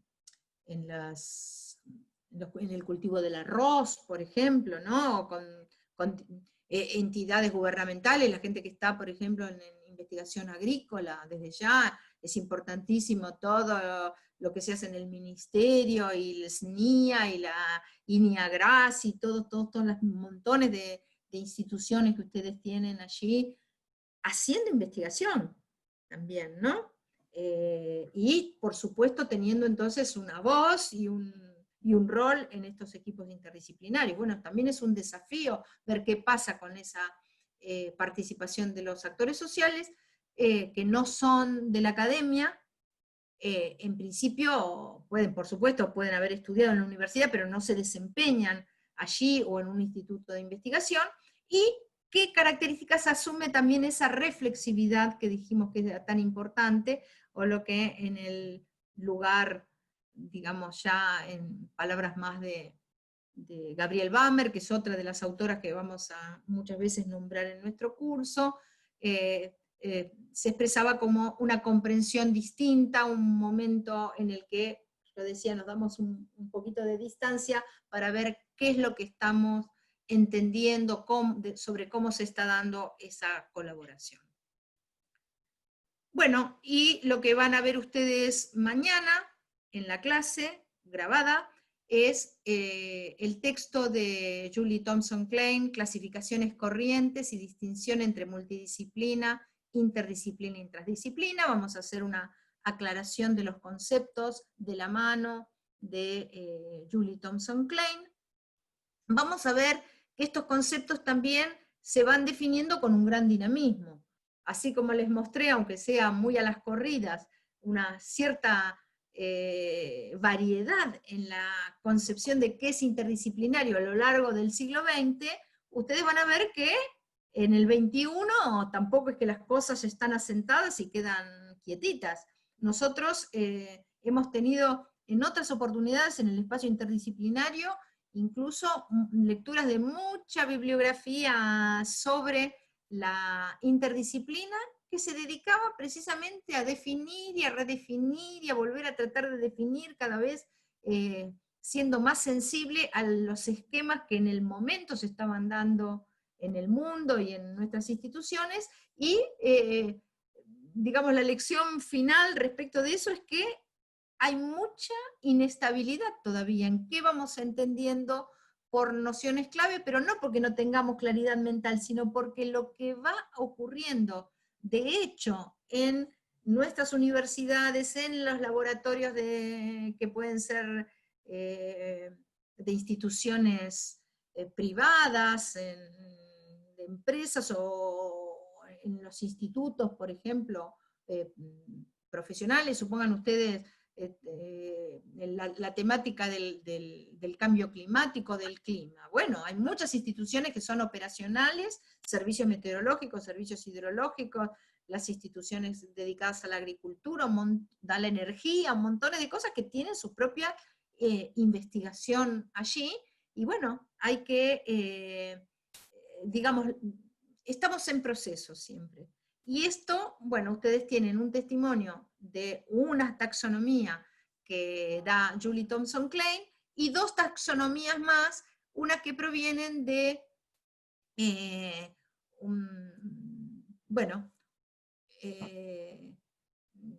los que han propuesto el modo 2 de producción de ciencia, que es muy, muy conocida la propuesta, pero bueno, ya la van a ver en las clases de mañana, y después en todo caso tendremos un espacio de discusión, y también la propuesta de la ciencia postnormal. En realidad la propuesta de la ciencia postnormal es previa al modo 2 de Gibbons, pero en general se tratan como paralelas, y entonces lo que ustedes van a ver son varias formas que se han tratado de presentar como para dar cuenta un poco de la variedad de las maneras de organizar tanto la investigación como la formación superior en este momento, y de ir, digamos, generando un cierto orden en el que las fichas históricas y las cuestiones más sistemáticas se van acomodando de una manera de permitirnos esa conceptualización también de qué es el proceso en el que estamos involucrados y vivimos. El cuadro que ustedes van a encontrar en el texto de Julie Thompson Klein, que es muy, digamos, está muy, muy, muy bien pensado y nos va a permitir ir ubicando las distintas trayectorias y distinciones que va haciendo Julie Thompson Klein es este, lo retomo en la clase de mañana, ustedes lo tienen en el libro, y bueno, les recomiendo que vayan haciendo la lectura y mirando el cuadro, porque una vez que comprendieron todo el despliegue que hace Julie, este cuadro es la verdad que una síntesis que les va a ser muy, muy, muy elocuente para recordar todo el argumento. Y bueno, este es el fin de la exposición de hoy. Ahora yo quisiera que en el pequeño espacio que nos queda, ustedes, bueno, podemos quedarnos unos minutos más, yo no tengo ningún problema, a menos que esto se disuelva y se cierre, pero sí les quería dar idea de la consigna de trabajo para este módulo. Voy a tratar de cerrar Stop Share, y voy a poner otra pantalla. Ay, lamentablemente la voy a tener que buscar porque no tuve la prudencia de... a ver, espérenme un poquito. Disculpen. Acá está. A ver. Bueno, esto ahí lo cierro. Yo iba a comentar una cosa, no sé si lo digo ahora. Por favor, mientras tanto, sí, cómo no. No, que hay algo que a mí me llamaba siempre poderosamente la atención, porque yo vengo de, bueno, estudié psicología en la UDELAR, y también estudié la EMAD, que es, en su momento era la Escuela Montevideana de Arte Dramático, pero después de un momento a otro cambió, y el nombre es Escuela Multidisciplinaria de Arte Dramático.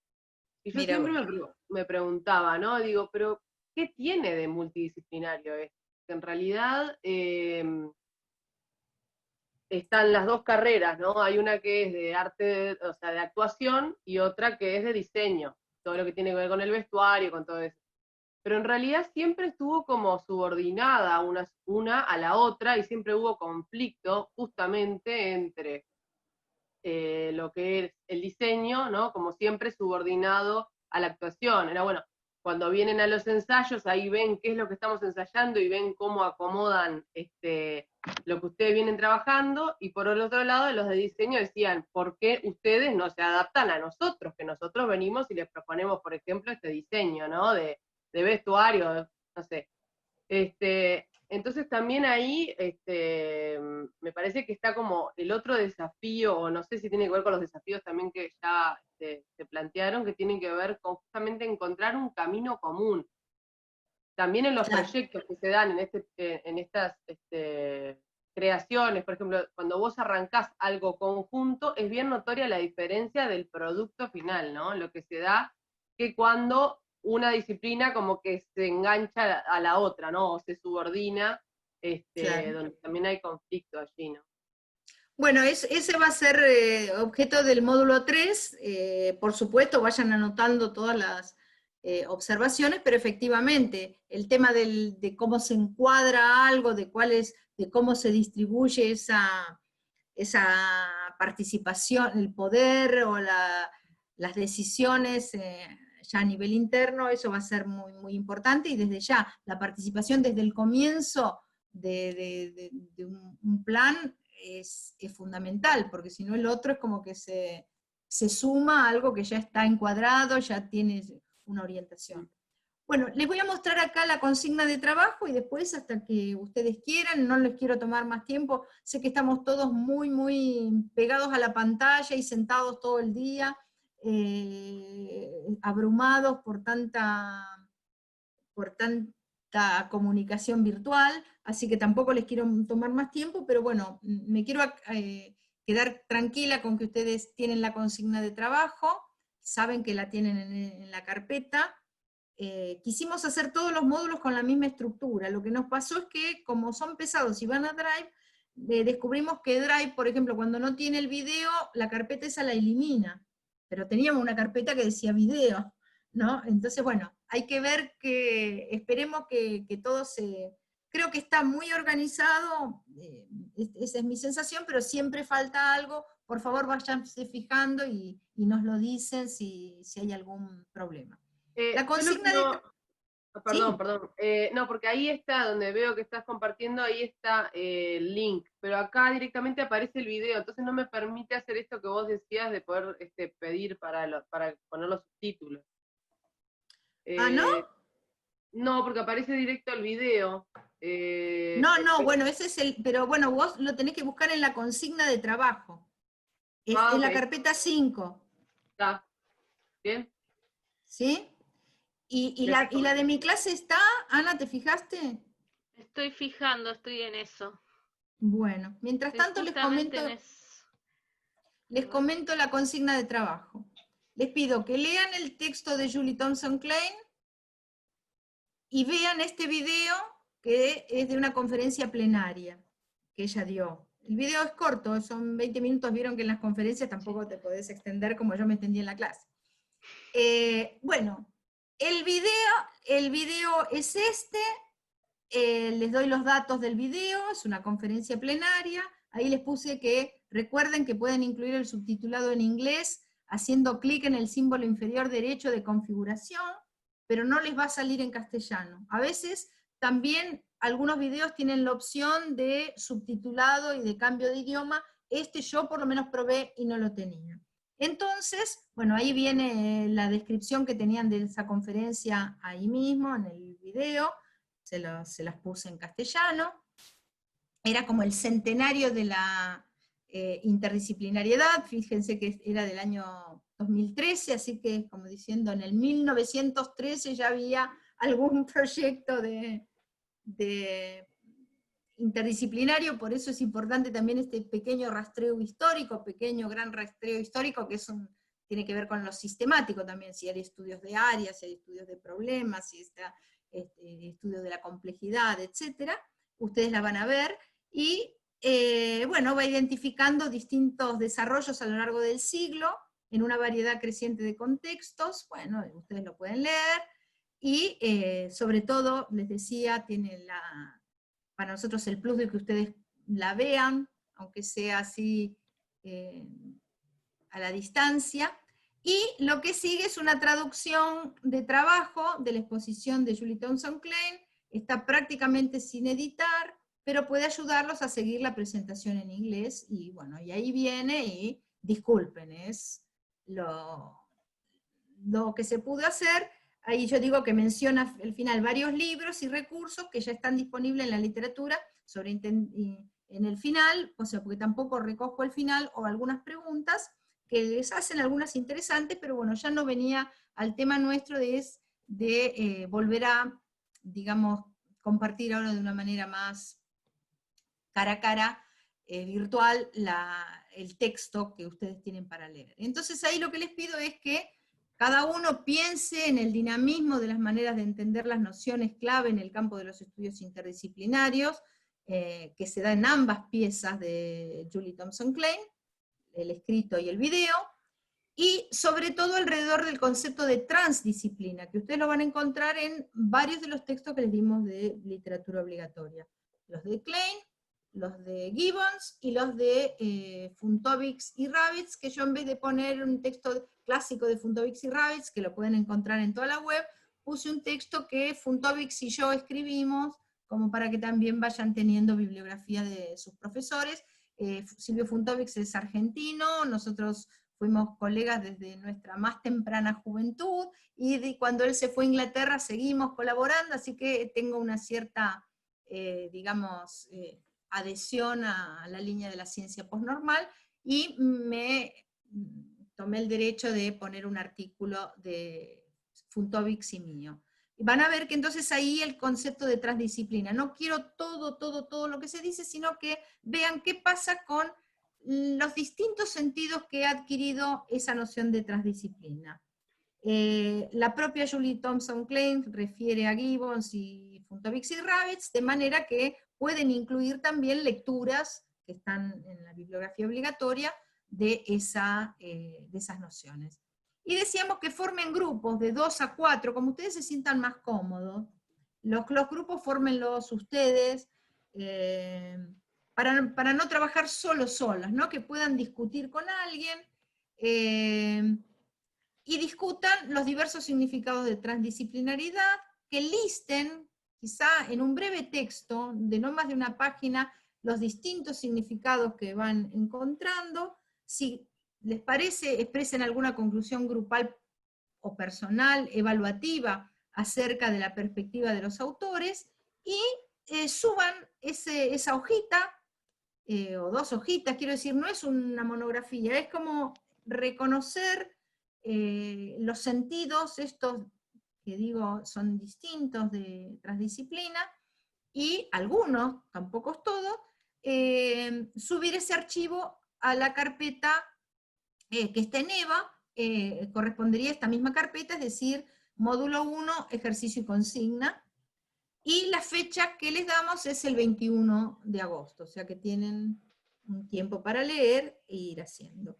Bueno, y luego lo que ya mencioné, está el link y un poco de ayuda para aprovechar ese video. Son las 6:01. Quisiera, no sé, algún comentario, aunque sea breve, de ustedes para ir, no sé, teniendo un feedback respecto de la exposición de hoy. ¿Les pareció que, digamos, comprensible, que va apuntando, digamos, según lo programado, en fin, o el comentario más conceptual, si lo quisieran hacer? No sé, una pequeña intervención. A ver, Ana, vamos a hacer, total no somos tantos, una línea quizá de cada uno. Ana, digo, por las que las veo a la derecha, voy siguiendo el orden de la plataforma. Sí. Perdón, pero me entreveré explícitamente qué es lo que tengo que decir. No, un comentario final sobre, no sé, lo que vi. Sobre lo de hoy, en general. Está perfecto. No, que bueno, primero reencontrarme, pues yo venía leyendo por mi parte, pero reencontrarme un espacio así de poder dialogar sobre interdisciplina es fantástico. Porque aparte justamente, si bien en la maestría tenemos esta posibilidad de diferentes, digamos, orígenes y profesiones, pero en un lugar donde a su vez podamos reflexionar sobre nuestros trayectos y sobre cómo integramos nuestros conocimientos, realmente me parece interesante, y volver como a hacer un recorrido sobre eso que hace un tiempito que lo había dejado.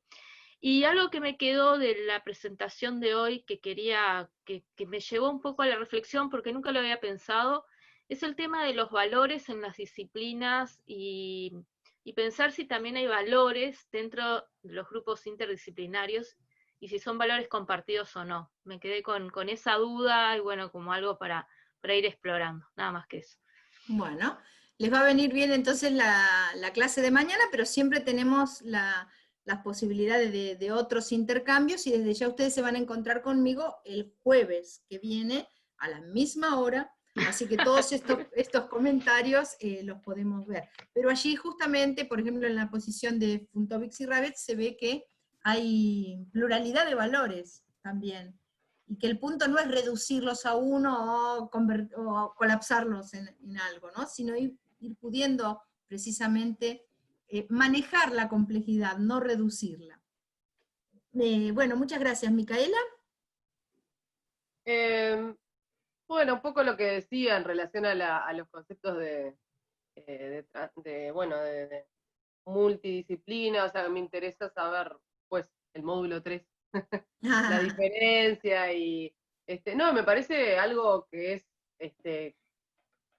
que es algo que se viene trabajando, como decías vos, en el siglo XX, pero que es algo que le falta todavía, por lo menos, asentarse en nuestro país. Por lo menos me parece que está mucho la palabra interdisciplina, pero no tanto la práctica interdisciplinaria, me parece. Capaz que se da más en los equipos de trabajo, pero no de investigación, ¿me explico? No sé, me parece como un desafío todavía, que capaz que es algo que siempre se renueva, ¿no? Pero... muy bien. Gracias. Sheila. No, muy interesante la clase, muy clara, profe, gracias. Pensando en el tema, quedé pensando, ¿no? Escuchando también a Patricia. Enfermería solemos como disciplina protestar que siempre nos dejan afuera.